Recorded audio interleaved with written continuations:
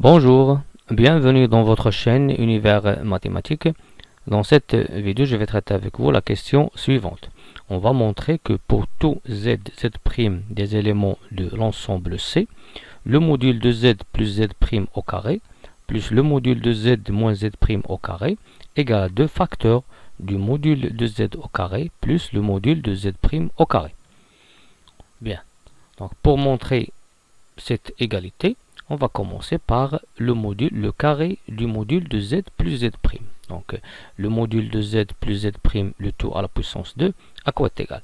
Premièrement, un petit rappel ici, on sait que le module de z, c'est quoi? C'est la racine de z fois le conjugué de z, c'est-à-dire la racine de z, z bar. Donc, si je passe au carré, je vais trouver que le carré du module de z, c'est le produit z fois z bar, c'est-à-dire le nombre complexe fois son conjugué.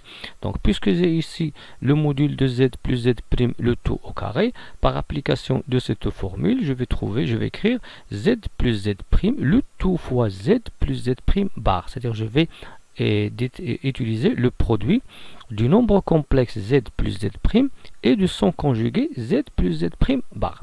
Bien, après, comment on va simplifier z plus z' bar? On sait que le conjugué de la somme, c'est la somme des deux conjugués. On va obtenir ici, entre parenthèses, z plus z' facteur de z bar plus z' bar. Après, on va développer cette expression. Z bar plus z bar plus z z bar plus z bar. C'est ça ce qu'on va trouver. Après, on va utiliser la même formule qu'on a utilisée précédemment.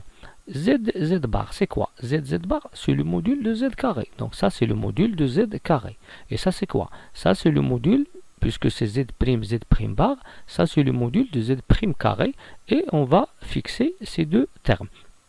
Donc on va écrire cette somme sous la forme le module de z au carré, qui est bien sûr z bar, plus z bar, plus z bar, plus z' bar, c'est quoi? C'est le module de z' au carré.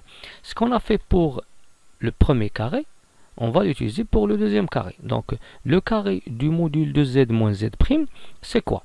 Bien, par application de cette formule, c'est le nombre complexe multiplié par son conjugué. C'est-à-dire, c'est le nombre z moins z', entre parenthèses, fois son conjugué qui est z moins z', le tout bar. Bien, on va simplifier z moins z', le tout bar, c'est quoi? On sait que le conjugué de la différence, c'est la différence des deux conjugués. Bien sûr, on va trouver ici z moins z', facteur de z bar moins z' bar. Après, on va développer cette expression z bar moins z bar moins z bar plus z bar. On va trouver cette somme.